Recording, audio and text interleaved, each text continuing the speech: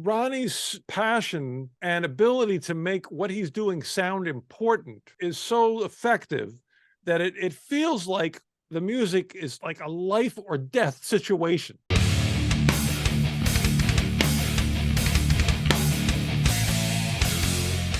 There we go. There we go. Ghost Cult Magazine welcomes in guitar legend Paul Gilbert. How are you doing, friend? I'm doing good. I got to play some guitar this morning and everything's working. I just imagine you play every single day of your life, right? I like to. I mean, one of the things is just like the physical maintenance of the calluses.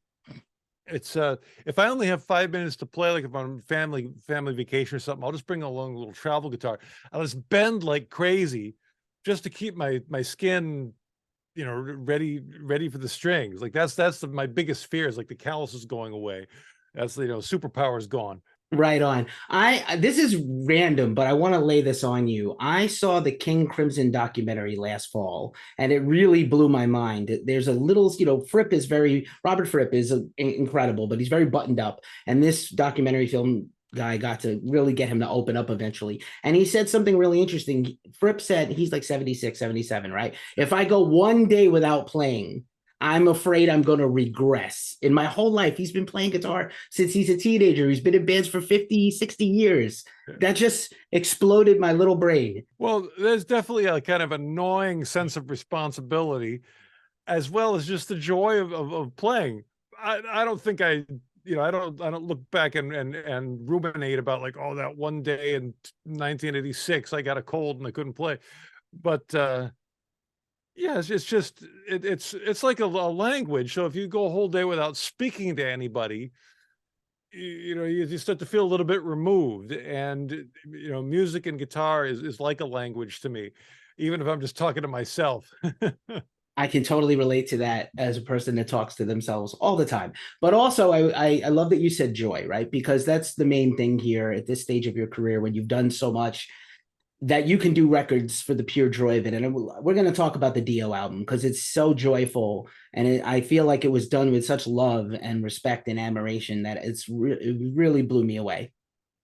Well, it was partially done wanting to have like the best guitar lesson in the world from the best guitar teacher, who was Ronnie James Dio. Like, how am I'm going to learn so much by trying to get his melodies and his style under my fingers. And it's a ear training lesson, it's a technique lesson, it's a composition lesson, so it's I really hope that I could grow as a musician from doing that.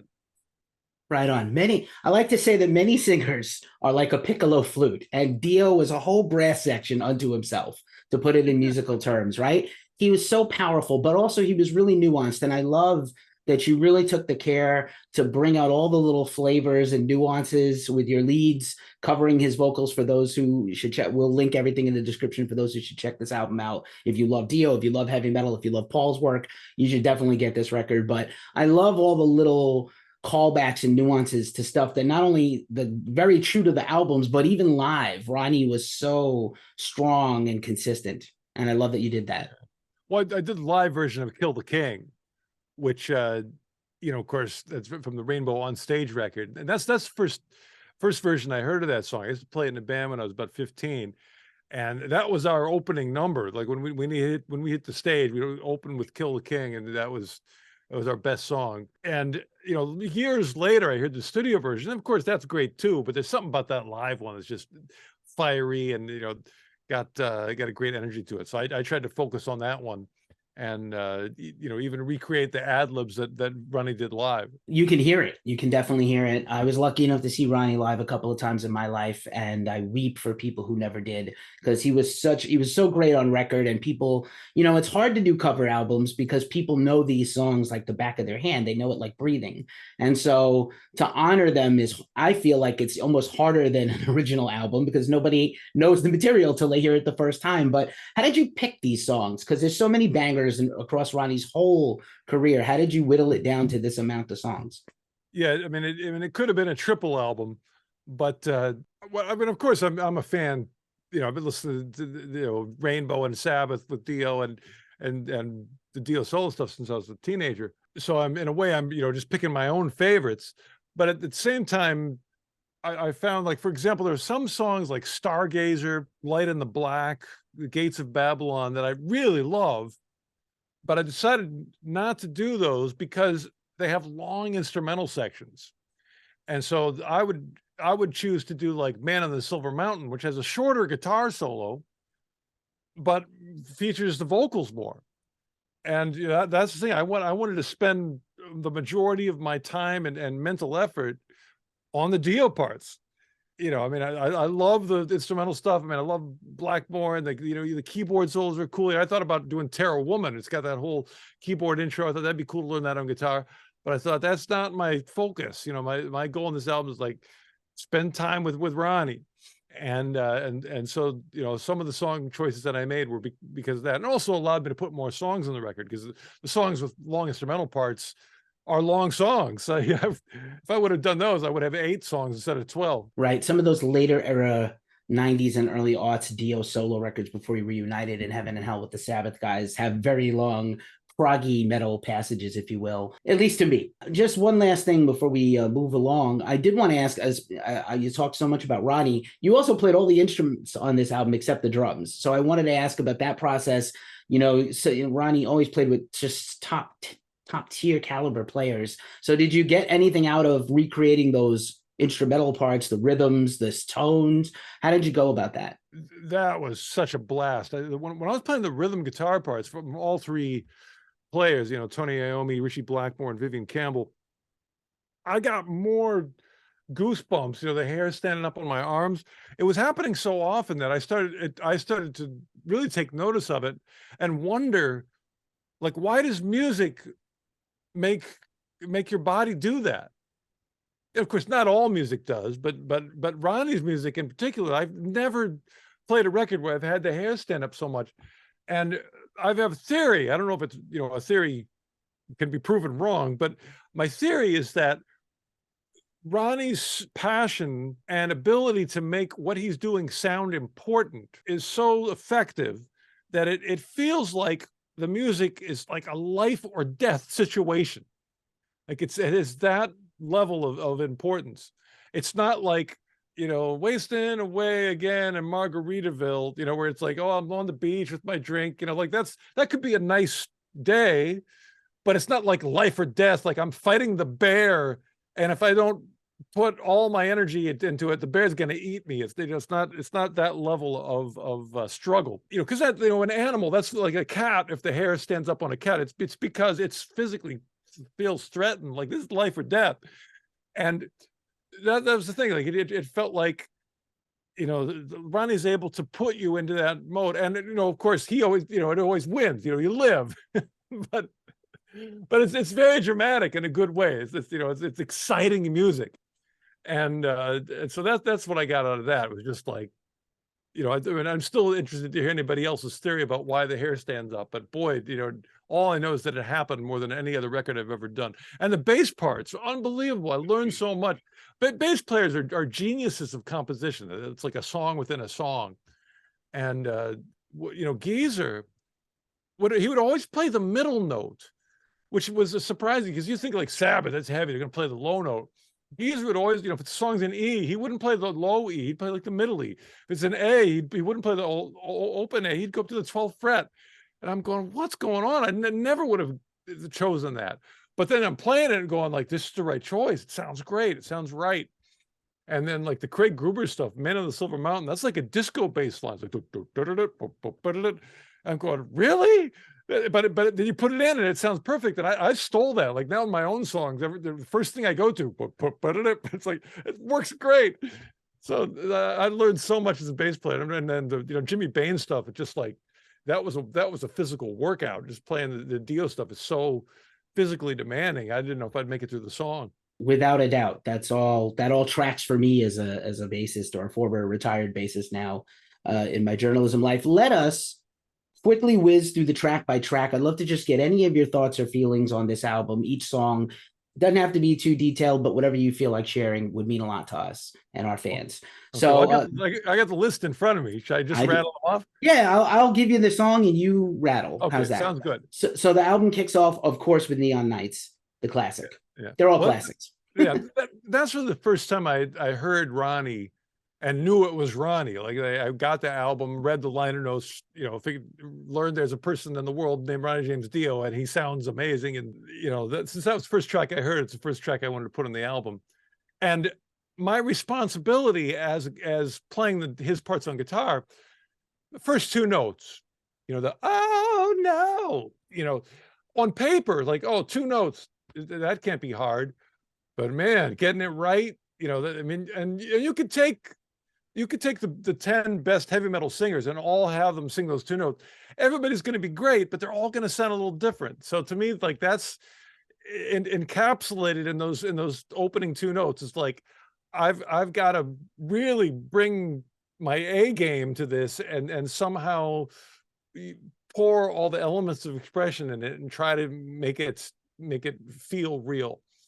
And hopefully I got it right. Also, that one was the hardest guitar solo of the record. It took me about 100 takes to get it right. And at the end, I really felt good about it. You know, it was a long journey, but I felt like I got there. I was happy with it. 100. I may need to lay down after hearing. Oh my God, 100. Holy Kubrick, Batman. Kill the King is the next track. That one's one of the easiest tracks for whatever reason. Like everything was first take. It's one of my more fiery solos on the record, and I got it the first try. You know, I actually did a couple more takes, but it's like, now the first one's the best one. Just keep that. I aimed at doing the live version, and I think I surprised myself at how closely I was able to get the sound of the B3 organ with the guitar. You know, I had a Leslie pedal, so that, you know, imitates the spinning speaker that the keyboard had, but also like I was able to like almost use like a Billy Gibbons ZZ Top blues technique to imitate the trill that you get on a keyboard. And you know, when I worked that out, I was like, man, it sounds like the B3. So I was really happy I was able to like get that all with guitars. Nice work. My favorite Ronnie James Dio anything is Stand Up and Shout. I love that one too. That blew my mind when I heard that record come out. I'm glad that I had Bill Ray play the drums, because not only did he do a great job, but he convinced me to do that song because I was scared of it. I thought, man, that's a fast one. I don't know if either of us, you know, we're in our 50s. I don't know. Could we really do it? You know, and Bill's like, yeah, you know, I could play it. You know, you can too. So Bill got me off my butt to play that one, and we did do it. Now the funny thing about that one is, if you listen to the vocal melody, I didn't realize this until I spent some time with it, but it's almost exactly the same as the vocal melody of The Last Train to Clarksville by the Monkees. So just you know, put those two side by side, like, you know, it's the same old song. And there you know, was it it's the last train to Clarksville? You know, it's the same thing.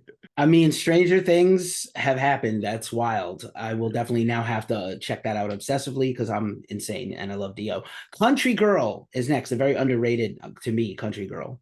Oh man, I just love that riff. It's such a cool way of playing power chords, real slidey, without the slide, but just you sliding your hand around. And to me, like the bridge of that song is such a beautiful melody. I just, you know, I think I played it with slide guitar, and I really like, that was one of the ones that I just couldn't wait to play. You know, as I just knew it was going to fit great on guitar, and it's really, again, really short guitar solo, so you spend most of the time on the vocals. But that was one, you know, it wasn't a hit, but to me, like, you know, being a Ronnie James Dio fan, it wasn't about like the songs on the radio. You know, you'd buy the album and every song was a hit. You know, so you might call it a deep album cut, but I think for anybody who had that album, you know, they all got equal play. Very fair. Man on the Silver Mountain is next. That one, I wanted that was the only song that I faded out. Because like a lot of the songs, even though I did the studio version, I would research and find a live ending, and then try to be true to, you know, whatever the live ending was. But that one, I wanted to do the studio version because the live version is much faster. And I thought the fast version is kind of cool for the guitar and the drums, but I thought the vocals, you know, the vocal has more room to do what it needs to do on the slower tempo in the studio version. But of course, you know, the studio version fades out, so and the live version wouldn't make sense because it was too fast. So that was the one time I had to do a fade, and it was fun to play the Blackmore solos because, you know, he's got like the certain way of doing the whammy bar, and it was fun to kind of step into his shoes as well. Nice work. Holy Diver, the ominous Holy Diver is next. And you did such I gotta say, what a great job playing the synth part on the guitar at the beginning. Was just chef's kiss. Well, that was all using a delay pedal, setting a really long delay. And I would fade up the note with the volume control, and it would just sort of sustain, put a little chorus pedal on it to give it a little, you know, have it swim a little bit, and just build the chords, build the bass note with the bass guitar. And of course, have all the little, you know, demon little noises faded up. But I was surprised when I almost thought of skipping the intro. Then my engineer was like, "Nah, what?" I could kind of tell he was disappointed because that was his favorite song. And I was like, "Hey, I don't think I'm gonna do the intro because that's not really gonna work for guitar." And I could tell he was just like, you know, that's kind of cool, you know. And so I was like, "Okay, well, let's try it." And so, you know, to get together, I think it turned out pretty good. Indeed. Heaven and Hell next. That one was one of the trickiest to just get the form of it, because it's like 3 songs in one. You know, it's got like the main riff, kind of medium tempo, and then it's got this really fast part in the middle, and then the end part's like this sort of acoustic thing fading out with a different groove. So, you know, to just compose the click track, because, you know, you have to have a click if you're overdubbing instruments, which I did. That took a while to sort of just map that whole thing out. And then that was probably the one where it's like really a production, like a lot of overdubs and things that I didn't realize, because I used to play it live in a band as a teenager, and I thought like, yeah, one guitar, that's enough.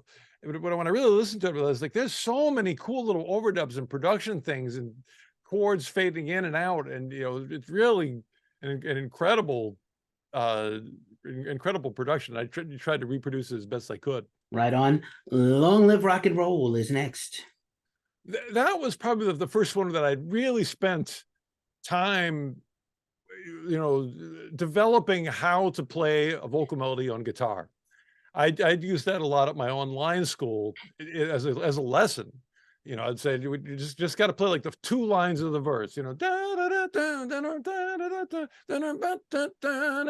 or I guess 3 lines, and you know, in teaching it, you know, the teacher learns the most. And I found that how I would play it was evolving. Every time I would teach it, I would get a little deeper into it, to the point where I felt I had enough confidence that I could tackle a whole album of the stuff. So that was really the sort of the musical first door that I could open and kind of jam my foot in there to get a grip on what was going on. And again, I love that it's a shuffle. You know, because it's metal, but it's still like this boop ba-dap ba-doop ba-dap, you know, something that came from blues. And you know, that combination of elements is really cool. That's true. People don't know that Ronnie had a tremendous connection to the blues and played guitar and bass and used to demo his own tracks and come up with those parts. Lady Evil is the next song. Well, that's another one that, you know, could qualify as a deep album cut, but I listened to it so much. I love the bass line on it. And one of the funny discoveries on that one, you know, the guitar solo has a bunch of different sections. I was, you know, of course, you know, when I listen to it, it just flows by naturally. But when I had to play it, like, oh, this part's different and that part's different. Like the whole structure of it changes a lot. The last part of it has this riff, and as I was playing, I'm going, wait a minute, that's the same as Cliff Richard. Devil Woman. She's a devil woman with evil. It's like Lady Evil, Devil Woman. So if I ever meet Tony Iommi, I got to ask. I bet that was like, I bet they were cracking up in the studio, going like, "Yeah, we got some Cliff Richard in there." Nice. I bet it's possible, right? He was huge. It's the same melody. That's you know, you never know. Like the ear plays tricks on us, and you never know where you get inspiration from. Don't Talk to Strangers is the 10th track on the album. That's a really emotional song to me. Like, you know, it's really dynamic, and it starts off with his acoustic guitar, and then it comes in with, you know, Dio just killing it at this long note, and then it gets, you know, the faster galloping part, and you know, the halftime ending, and you're just really, is an emotional journey. And that was another one that I was just really looking forward to playing. And I was just playing it for my own enjoyment on the acoustic guitar, kind of humming along and going like, well, my humming is no good, but on guitar, I could probably do a better job. And a nice balance of like what you can do with a slide guitar, and then coming in with the regular playing, which is a little more aggressive. And that one, I just couldn't wait. That was so much fun to play those melodies. Nice. I feel like you really captured a lot of Ronnie's grit, whether it was via your vibrato or just like sliding up to a note or something, or bending some bendy stuff to get that like grit in his voice that he used to use for effect. Fantastic stuff. Starstruck is the next to last track. Well, that's another one that's shuffle. That was like some kind of cutoff in the 80s where heavy metal bands stopped doing shuffles. But I just love when it's metal, but it's still bouncy. Do ba da ba do ba da ba do, and I always love that one. And the ad libs at the end, he's talking about like, well, in back of a tree, like it's really interesting visuals of being stalked by the fan. But that's it's a great guitar riff. The melody's great. It's got a slide guitar solo. And I even threw a little bit of the drill at the end. I was trying to think how to fit the drill in there, the tiny bit of Makita drill. Amazing. Always with the drill. And fittingly, the last track is The Last in Line. Yeah. That one, the couple points in that are really emotional to me. Like that big note at the beginning, because again, it's got like kind of a quiet intro, and then it's got that "We are coming." And then Ronnie just kicks in with this note. And, when Ronnie sings that note, it remains full blast for the entire long sustain of it. Now, with a guitar, as soon as you attack a note, that's the loudest part, and you have no choice but for it to kind of die from there. And that was unacceptable. I can't have it die. Ronnie didn't let it die. Ronnie's making that note just, sustain at full force. So fortunately, I've got a guitar with a sustainer pickup in it. So I can turn that on, kind of, let the electronics do some of the work for me. And I suppose if I didn't have that, I would have just had to crank up the amp and get feedback. But, I had to have that note full blast the whole time. Used to slide, and then they have the delay at the end. So, and did that, I didn't want to do it in the mix. I wanted to do it, as I performed it. So that really, again, felt great to perform that. And at the end, as it's doing like the, I researched what the live version was, and Ronnie just starts going, "We're the last in, we're the last in, we're the last in, we're the last in line," and that was so intense. And I really, I mean, when you play, you have varying degrees of success. Sometimes you get it exactly how you want it. Sometimes it's like good enough, and that's probably the best you can do. But I really felt like I locked in on that last bit, and again, the chills and the emotions are really worked on that. Amazing. Thank you so much for sharing all that. I'm sure you could get hours of instructional material just out of how you did all this. And I'm pretty astounded, like I said, at how wonderful and loving this tribute is. Just as we wrap things up, and I want to give you back your day, I'm sure you're booked with interviews. What else? What other goals do you have for this record? It's coming out April 7th from Mascot Label Group and Music Theory. Shout out to both of them. There's been sort of like single releases, and we've chosen kind of the most popular Dio songs, because it's familiarity is a big deal. So, Holy Diver is probably the best known song. We put that out first. But I actually felt like I may have played better on some of the lesser known songs. Like I think my most fiery guitar solos on Kill the King, handling the melody, might have been best on like The Last in Line, or or Don't Talk to Strangers. So to me that there's really, some of the most magical moments are on maybe some of the lesser known songs. So I'm just excited to, people to hear the whole record and be able to hear those high points. Wonderful. Anything else you care to share about what's going on in the world of Paul in 2023? Oh man, well, the big news is doing the Mr. Big Finish tour. In the summertime, we're going to reunite, start off in Japan and Asia, and then next year, early 2024, try to play the rest of the world. And we've got Nick DiVirgilio on drums, who's an incredible drummer and also great singers. So that'd be really good for our harmonies. We're going to try to do the Lean Into It album in its entirety, which we've never done, and just pull all our energy into doing it right one last time. Right on. I literally just interviewed Billy a few weeks ago, so I know he's pumped. That's great. He talked about how busy he was. Fantastic stuff, Paul. Always a pleasure. Wonderful to see you once again after many years, and thank you for this album, the Dio album. I really appreciate it. Our fans will really appreciate this conversation. Thank you, man. Thank you. Have a good one. You too. Take care.